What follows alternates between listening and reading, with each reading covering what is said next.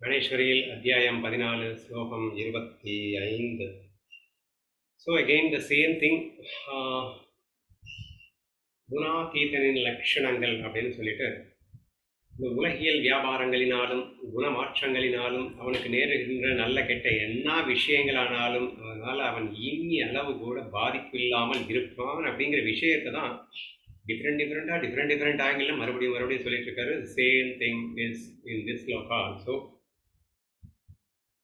மான அபமானங்கள் விஷயத்தில், மித்திர சத்ருக்கள் விஷயத்தில் எப்படி இருப்பான் அப்படின்னு சொல்லுவோம்.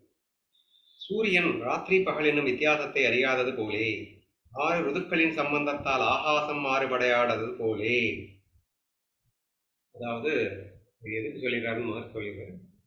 ஒருவன் அவனை ஈஸ்வரன் என்று பாவிக்கும் பூஜை செய்தாலும், மற்றொருவன் அவனை திருடன் என்று சொல்லி அடித்து அவமானப்படுத்தினாலும், அல்லது மற்றொருவன் அவனை யானை குதிரைகளால் சூழப்பட்டு ராஜாவையாக செய்து வைத்தாலும், ஒருவன் அவனுக்கு சுக்ருதவாய் சமீபத்தில் வந்து உட்கார்ந்து கொண்டாலும், அல்லது மற்றொருவன் சத்ருவாய் மேல் விழுந்து தாக்கினாலும் அவன் மனது மாறுபாடு அடையாது. 2 எக்ஸாம்பிள். எக்ஸாம்பிள் நம்பர் 1 வந்து, சூரியனுக்கு ராத்திரி பகல் டிஃபரன்ஸ் தெரியுமா? நமக்கு தெரியும். சூரியன் மறைஞ்சது, பூமி மறைஞ்சதுக்கு அப்புறம் ஆட்டோமேட்டிக்காக இரவு அப்படின்னுட்டும், சூரியனை பார்த்து பூமி திரும்பும் போது மறுபடியும் பகல்னுட்டு நமக்கு தான் தெரியும். பூமியில் இருக்கிறவனுக்கு தெரியும். சூரியனுக்கு எப்படி தெரியும்? தெரியாது. இது ஒரு எக்ஸாம்பிள். அடுத்து 6 ருதுக்கள் தான் கிளைமேட். குளிரடிச்சா நமக்கு குளிரடிக்கும், ஆகாயத்துக்கு குளிரடிக்குமா? வெயில் அடிச்சா ஆகாயத்துக்கு வெயில் அடிக்குமா? மழை பெஞ்சா ஆகாயம் நனையுமா? இப்படி எல்லா கிளைமேட்லேயும் ஆகாயம் எப்படி இருக்கும்? 100% untouched by these actions அப்படின்னு தானே சொல்ல வேண்டியது இருக்கு. இரவு பகல் அப்படிங்கிறதுக்கு டிஃபரன்ஸே தெரியாம சூரியன் இருக்கிற மாதிரி, சுக துக்கத்துக்கு டிஃபரன்ஸே தெரியாம இருப்பான் இந்த குணாதீதன் அப்படின்னு புரிஞ்சுக்கணும். ஸோ போன ஸ்லோகத்தில் நம்ம எப்பவே பார்த்துட்டோம். இதை எப்படி புரிஞ்சுக்கலாம் அப்படின்னு சொன்னா, அவன் இருக்கிற அந்த ஸ்டேட்டுக்கு இதெல்லாம் வந்து குப்பை மாதிரி. ஸோ தேர்ஃபோர் இது அவனுக்கு சமமாக தான் தெரியும். சமமாகவே துக்ககரங்கள் என்று அவன் ஒதுக்கி இருப்பான். ஆனால் நம்ம ஸ்டேட்டை கம்பேர் பண்ணும்போது இது ஒரு மேட்ரா அப்படிங்கிற மாதிரி இருக்கும் அப்படின்னு சொன்னோம். அப்போ இந்த ரெண்டுமே, அது சுகம் துக்கம், நான் இருக்கிற ஸ்டேட்டை கம்பேர் பண்ணும்போது இது இங்க இருக்கு, இது சுகம்னே சுகம் மேலே இருக்கு, துக்கம் கீழே இருக்குன்னு வச்சுக்கோங்க. ஆனா ரெண்டும் அங்க இருந்து பார்க்கும்போது எங்க இருக்கு? கீழே தானே இருக்கு அப்படின்னு சொல்லி நம்ம பார்த்தோம். அப்புறம் பிரம்மத்தின் அடிப்படையில் அனைத்தும் ஒன்று அப்படிங்கிற ரீதியிலும் அவன் சமபாவனையில தான் பார்ப்பான் அப்படின்னு நம்ம நினைப்போம். சேம் திங் நீங்க வந்து மனசுக்குள்ள ரீகால் பண்ணிக்கோங்க. ஹவு இட் இஸ் பாசிபிள்ன்றது கொஸ்டின் வந்துடும்ல.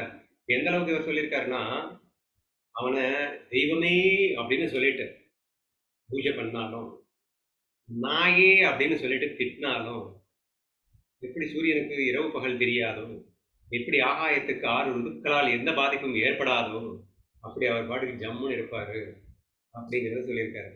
அடுத்து என்ன சொன்னாரு? அவனுக்கு ஃப்ரெண்டா இருந்துட்டு பக்கத்திலேயே உட்கார்ந்து இருந்தாலும் சரி, அல்லது பகைவனாய் விட்டு அவனை அடிச்சு உதைச்சாலும் சரி, ஒரு டிஃபரன்ஸும் தெரியாது. அதுவும் புகழ் பாடுறது எந்த அளவுக்குன்னா, ராஜா ஐ மீன் குதிரை யானை படைகளை கொண்டு அவனை ராஜா மாதிரி வச்சு புகழ்ந்தாலும், அல்லது சுத்தமா மதிக்கலைன்னாலும், they will not find any difference at all. So இது குணாதீதனுடைய லட்சணத்துக்கு ஒரு முக்கியமான பாயிண்டா எடுத்து சொல்லியிருக்காரு. சரியா? அடுத்து என்ன சொல்றாருன்னு பார்ப்போம். அவரிடத்தில் மற்றொரு விதமான ஆச்சாரமும் காணப்படும். அவன் ஒரு வேலையையும் செய்யாதவனாக இருப்பான். அவனிடத்தில் சர்வவிதமான கர்மங்களின் ஆரம்பமும் அற்று போய் பிரவൃத்தி என்பது அஸ்தமித்து போனதாக, கர்ம பலங்கள் முழுமையும் அவனுடைய ஞானத்தால் எரிபட்டு போனவையாக இருக்கும். அவனுடைய அந்தராத்மாவில் இகலோகத்தை பற்றியாவது பரலோகத்தை பற்றியாவது ஒரு விசாரமும் ஏற்படாது. எது ஒரு பிரயத்தனம் இன்றி அவனை வந்தடையுமோ அதை அவன் புசிப்பான்.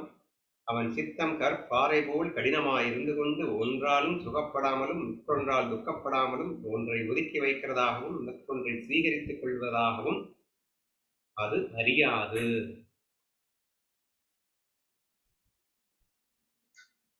மெயினா என்ன சொல்லிட்டாரு அப்படின்னா, he doesn't have any desires at all. என்னத்தையோ ஒன்று ஆசைப்பட்டு அந்த ஆசைப்பட்டதை அடைந்து நான் சுகப்படும் ஒரு கேவல ஸ்திதியில் இல்லை.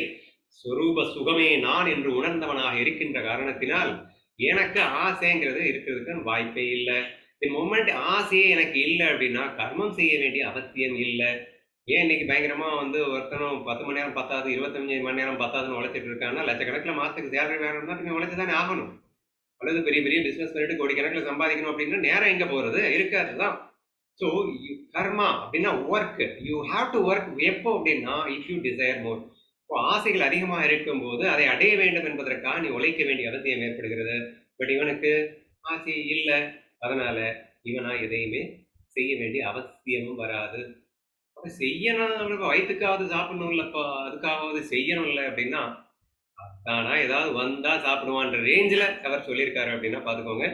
இவன் வயிற்று பசி சாப்பாட்டுக்கு கூட அவன் ஆசைப்பட மாட்டான் அர்த்தம். அந்த ஆசை இருந்தாலும் நம்ம போய் உழைக்கணும் இல்லை, சாப்பாட்டுக்காவது அப்படின்னு சொல்லிட்டு இவன் அது கூட அவனுக்கு இருக்காது, வந்ததை சாப்பிடுவான் அப்படிங்கிற ரேஞ்சுக்கு சொல்லியிருக்காரு. சரியா? ஸோ அதைத்தான் இங்க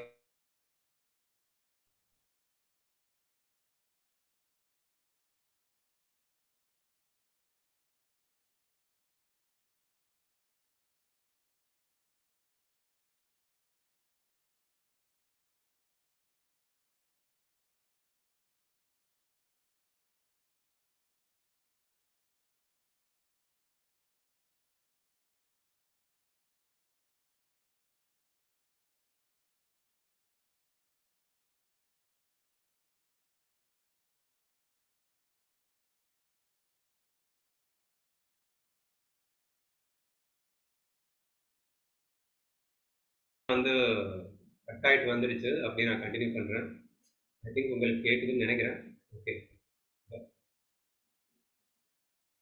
ஸோ என்ன சொல்லிட்டு இருந்தோம்? இவ்வுலோகத்தை பற்றியாவது பரலோகத்தை பற்றியாவது ஒரு சிந்தனையும் செய்யாதவனாய். பரலோகத்தை பற்றிய சிந்தனை அப்படின்னா இந்த லோகத்தை முடிச்சுட்டு போனதுக்கப்புறம் அங்கே போயிட்டு சொர்க்கத்தில் போயிட்டு நம்ம என்னென்னலாம் அனுபவிக்கணும் அப்படின்னு சிந்திக்கக்கூடிய கோஷ்டி இருக்கான். அதுக்கெல்லாம் இங்கேயே வந்து யாகம்லாம் பண்ணிட்டு இருப்பாங்களாம். ஒன்று இகலோகத்தில் என்ன சுகத்தை அனுபவிக்கலாம், இல்லை பரலோகத்தில் போய் என்ன சுகத்தை அனுபவிக்கலாம். சிந்தனை, ஏன்னா அவனே சுகஸ்வரூபியாக மாறிட்டானே, அப்புறம் என்னத்தை போய் சிந்திக்கிறது இருப்பான் அப்படின்னு சொல்லியிருக்காரு. அவன் சித்தம் கற்பாறையை போல் கடினமாக இருந்து கொண்டு ஒன்றால் சுகப்படுவாலும் மற்றொன்றால் துக்கப்படாமல். சித்தம் எப்படி இருக்கும் அப்படின்னா கற்பாறையை போல் கடினமா. அதுக்காக வந்து அவன் வந்து ஈகை குணம், இறக்க குணமே இல்லாதவன், அந்த மாதிரி கடினத்தை நினைச்சிடாதீங்க. Untouched and unaffected by anything அப்படிங்கிறதுக்கு ஒரு கடினத்தை சொல்றாரு. சரியா? It can not be. அவனை வந்து எந்த துக்கத்தாலும் அவனை வந்து வருத்த முடியாது அப்படின்றதுக்கு ஒரு கடினம் சொல்ல வேண்டியது இருக்குல்ல, அதுக்காக சொல்லப்பட்டதுதான். கற்பாறையை போல் கடினமாக இருந்து கொண்டு சுகத்திலையும் அஃபெக்ட் ஆக மாட்டான், துக்கத்திலையும் அஃபெக்ட் ஆக மாட்டான் அப்படின்றது தெரிஞ்சுக்கணும். ஒன்றை ஒதுக்கி வைக்கிறதும் மற்றொன்றை சீகரித்துக் கொள்வதும் அறியாது. ஸோ இதெல்லாம் வேணும் அப்படின்னு ஆசைப்பட மாட்டான். இதெல்லாம் எனக்கு போட்டோம், விருப்பு ரெண்டுமே இருக்காதுன்றதுதான் இன்டெரக்டா சொல்றாரு. குணாதீதன் லட்சணங்கள் விவரணத்தில் உபசம்ஹாரம். இது இன்னும் விஸ்தரிக்க வேண்டுவது ஏன்? இப்படிப்பட்ட ஆச்சாரங்கள் எவனிடத்தில் காணப்படுமோ அவனே நிஜமான குணாதீதன். இனி எவ்வித உபாயத்தை கொண்டு ஒருவன் குணாதீதன் ஆவானோ அவ்விஷயத்தை விளங்கச் செய்வேனப்பா என்று கிருஷ்ணர் சொன்னார். போதும்டா, இனியே திருப்பி திருப்பி நான் இதே எத்தனை வாட்டிடா சொல்லிட்டு இருக்கிறது, போதும், புரிஞ்சுக்கோ. இப்படித்தான் குணாதீதன்னா என்னென்ன எக்ஸ்பிளைன் பண்ணிட்டு அதுலயே லட்சணங்களை தெரிஞ்சுக்கணும். சரி, கேட்டேன்னு மறுபடியும் இவ்வளவு ஸ்லோகத்துல நான் லட்சணங்களையும் சொல்லிட்டேன். இப்போ உனக்கு ஆசை வந்திருக்கணுமே, ஆகணுண்டா அவன மாதிரி துடிப்பு வந்திருக்கணுமே, எப்படி ஆறுதுன்றதை நம்ம அடுத்த ஸ்லோகத்தை பார்ப்போம் என்று சொல்லி இந்த ஸ்லோகத்தை நிறைவு செய்கிறார்.